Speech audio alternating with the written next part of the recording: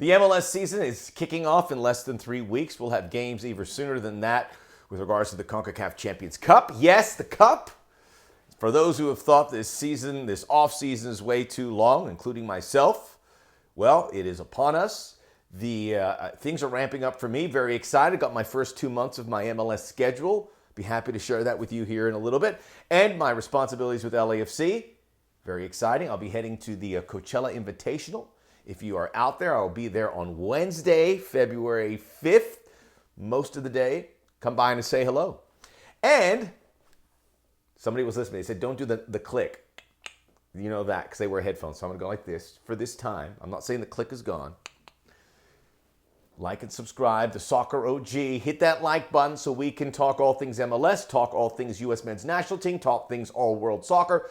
Great response from my Bournemouth video. I am looking to get in touch with Bournemouth to see if we can get more content created for your viewing and listening pleasure. But yes, hit that like button. I'm not trying to be smart with the click. It's just old habits die hard.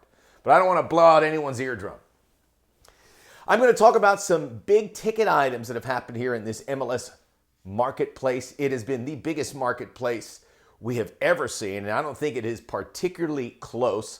Not just with the players coming in, but players going out, and some pretty seismic adjustments by the league to help teams better equip their rosters. So we will talk about those items that I have felt have been the biggest thus far, and I can assure you a lot more will happen. I am going to give you my MLS winter market rankings, although it is incomplete because I do believe a lot of activity this week, a lot of activity next week. In particular, for the first big story, that I want to discuss, which is pretty huge, is our South American playmakers. They are all leaving the league. But this is a good thing. This is a good thing for a variety of reasons, and I will tell you that exactly. And I'll start with Cucho Hernandez, and that is the latest news that he is going to Real Betis for $16 million. Part of the reason that is not as high as it should be, in the mid-20s, I would say, is that Cucho is into the final year of his contract. There is a club option for 2026. So if they decided to keep him this year, then clubs looking for him can get him on the cheap. So it should have been a little bit higher. There's no doubt about it. Cucho Hernandez, MVP, former MVP, and just a good draw in this league. And he is going to leave a big void. And he is the latest of big playmakers that have either left or are threatening to leave. We saw the players like Facundo Torres, not just South Americans. I'd throw Matty Bogusz in here. Facundo Torres, who went to Palmeiras. Matty Bogusz, who went to Cruz Azul. Alan Velasco, who went to Boca Juniors. Sebastian Driussi to River Plate. Lucho Acosta, the reporter that he's going to Estudiantes de La Plata. You see a theme developing. Argentine number 10's going back to Argentina. And Evander's still out there. And Evander and Lucho could play into the second big item I'm going to discuss here. And that is this intra-league transfer market that is developing. Even though we're not supposed to use that word transfer, it is a transfer. And I will use it because it makes it easier for us and for everyone who's tuning in and for those who we try to make new fans in all of this. One thing about, there's different levels of these players. First of all, Cucho, Betis is a huge club. You could argue this with me, but in the Spanish league, you have Barcelona, Real Madrid, Atletico Madrid, and then you have the Athletic Bilbao, Real Sociedad, and Betis amongst that next tier of teams. Betis is a Champions League. They're not in the Champions League, but they're contending for it. They just got Anthony. They have Isco. They have a lot of good players. And they are looking at Cucho to be the guy to put them over the top. So the Cucho move makes sense to me across the board, including this is a move playing for a team like that. If he does play, and Betis could be $20 million before it's all said and done. You don't have a $20 million transfer unless you're planning on plopping him in there. He isn't really a playmaker, and I don't want to put him in with the Argentines because he's Colombian, because he plays a forward for Columbus. But he is getting closer to making that Colombian national team, and it's 2025, and we hope to see him on that 2026 World Cup. He didn't say he wanted to leave, according to me. I'm sure he was open to this, but he has been a real good soldier and a champion and an MVP.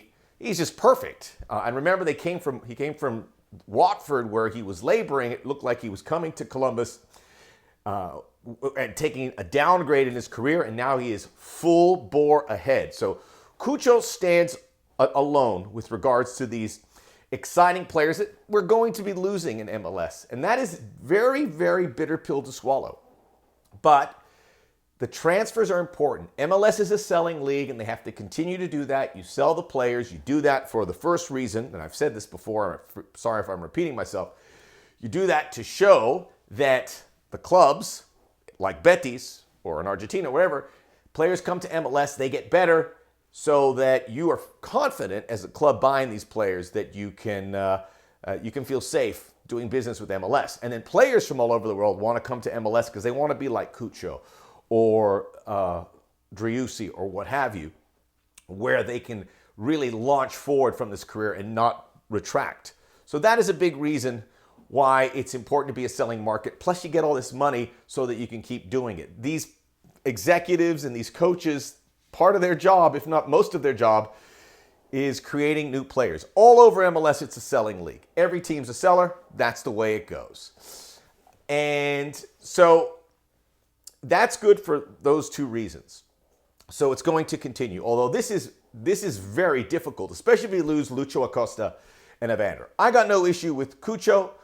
Alan Velasco, so much injury. I don't blame FC Dallas for going for $10 million for Boca Juniors and cutting that short, even though we never saw Alan Velasco really stretch out his legs. That kind of offer probably doesn't come around again.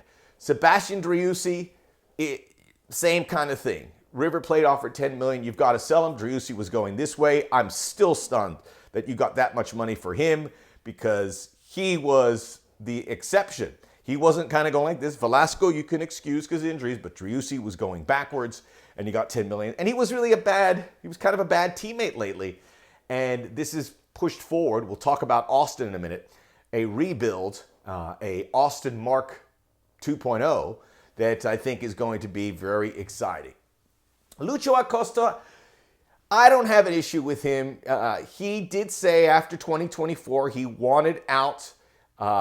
He said he completed a cycle in MLS. He arrived in 2016 with DC United, and then this long spell with FC Cincinnati. It got messy. Didn't report to preseason, which I don't like. But look, the means justify the ends, right? Now he might be getting that move. There is talk that another Argentine club, Estudiantes de La Plata, are going to come for him. So look at that. You have River, Boca, Estudiantes signing these players. So there's money in Argentina, which is great news, because if you have a playmaker from Argentina, MLS should go out and get these Argentine attackers, because if it doesn't work out, you have a marketplace to part ways with them. So I'm not going to sit here and give Lucho any grief if he does go, even under these terms about not reporting. It's not a good look, but he's been a great servant for this league, former MVP as well. There is a discussion where he might end up part of this new transfer system within MLS and stay in here. Dallas needs a playmaker. Cincinnati needs one, even though we'll talk about that in a second. It's not going to be Acosta. So that is the big story of the marketplace. It has to be, because there's so much money attached to it, right? The players going out. There have been a good core of players coming in. There's going to be more this winter. There's going to be even more in the summer because of the money that's come into MLS. We haven't had this much capital for players ever. So let's talk about the internal transfers, intra-league for MLS. And we had two big moves. Very exciting. Jack McGlynn, people felt like he could go to Europe. Probably should be going to Europe. Instead, he goes from Philadelphia. Houston is his new club. Philadelphia could have sold him to a European club. They like the offer from Houston. That's the way a transfer market works. And we'll see how Jack McGlynn goes, but I think it's a good challenge for him. I get the feeling he does want to go to Europe, but we'll see how it works. Houston wants him, and it's nice to be wanted. And then Dan Joveljic, who was a goal scorer in MLS Cup. And this is one of the stories that is tried and tested. If you win MLS Cup, the salary cap is going to hurt you the most. Every year you see it. And now the Galaxy have lost, I think, 4 players from their MLS Cup winning team. They've had to trade them. Gaston Brugman, Jalen Neal, and Joveljic, who they were able to get $4 million transfer from Sporting Kansas City. That's going to be very handy for LA Galaxy, who have to bank on their front office that they can do what they did before, eyeing that talent that they got many years ago with Ricky Puig. Ricky Puig might be the guy who leaves next. I mean, he's got to be looking at all these top players leaving and saying, all right, I had a good time here in MLS. I won a title. Coming back from injury, maybe I'll go as well. So the transfer market's working. Now, we could see that with Lucho Acosta. What would it take to get Lucho Acosta if you are FC Dallas? Probably $10 million. What if you want Evander, who's with Portland, did hear from his coach Phil Neville, who said there could be a quick resolution, that he got his green card, and now we await. Evander's not a happy camper either. To me, it seems like it wouldn't be going to Portland, but Portland have to wait. But they could sell him to, say, FC Cincinnati for $10 million. Now Portland's in the money, and they can pursue their next number 10. I hope he stays with the Timbers. But it's out there.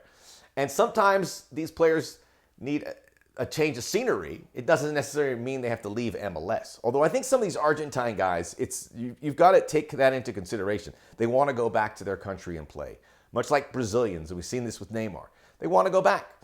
I think it's something to be appreciated, that they have that, because they spend so much time away from their home country. They want to go back. And things are better in Argentina these days, and they're making some good money. So the transfer market is there, and I think these next 10 days, certainly before the season, we're going to see a lot of activity. So as the marketplace stands, I wanted to give you my MLS winter market rankings, and it's incomplete. So I was going to give you a top 5. I can't really do that at this time, because I think we're going to hear something big from Columbus. We're going to hear something big from Portland. We're going to hear something big potentially from Cincinnati. We're going to hear something big from Orlando. We're going to hear some big things. So this is subject to change probably within the next couple days. But I can tell you the number 1 is now, there's a clear number 1 and there's a clear number 2. Atlanta United. They went out, and with all the money they got for players a season ago, they were able to recoup, bringing back Miguel Almiron for a $10 million bid from Newcastle. He's a little bit up in years, but he's still going to be serviceable. But this is what MLS wants. And maybe some of the players that are leaving can come back and do this. Maybe Alan Velasco or Cucho can come back, because they love it here. And you can see that with Miguel Almiron. Fans waiting at the airport, the staff waiting for him at the training facility, him talking about how he wanted to come back. Keep that cycle going. So they got Almiron, and now we're hearing the news that the MLS record transfer for Emmanuel Latelath, $22 million plus add-ons. MLS transfer record. He will be the number 9. They overpaid for him, but that's what you got to do in MLS. You got to overpay. However, Garth Lagerwey, Chris Henderson, and Ronnie Dyla, that's 3 good sets of eyes. So I have faith in them. They obviously know, we know what you have with Almiron, a guy who's proven that he can play here. And with Latelath, a guy who's going to be thrilled, because he is the man. With that kind of money, you come in here like you're a big dog. Even though he probably wants to play in the Premier League, he's coming from Middlesbrough, you have to feel thrilled. And Atlanta's going to make him feel great. So they're number 1. Number 2, clear cut, is Austin FC. They parted ways with Driussi. They got that paycheck. Austin could be number 1, but I just like what Atlanta did a little bit more. When you add up Alexei Miranchuk, a few other signings that they've been able to bring together, Klitsch. Austin brought in Brandon Vasquez, who was a record signing, and then they were able to come in and get Albanian forward Mirto Uzuni for the new record, about $13 million. They brought in Nicolas Dubersarski, an Argentine playmaker. They have made some nice peripheral moves. Austin FC coming in hot, like they are going to play. They are your number 2 on my list. Number 3, I'm going to go with the new team, San Diego FC, by default. I'm not even including Chucky Lozano, but they got a good Andres Dreyer, another DP winger, Luca de la Torre on loan. They'll be number 3. I love what LAFC did. I'm not going to put them at 4. I like what the Sounders did internally And Chicago Fire are going to get better, and I think they will be solidly in this top 5 at some point. But I'll give you a top 3 for now, and we will reconvene to talk more about it. This marketplace has been absolutely exhilarating. Follow the likes of Tom Bogert, talk amongst yourselves, and of course, like and subscribe. Hit that like button. The Soccer OG. We'll be back.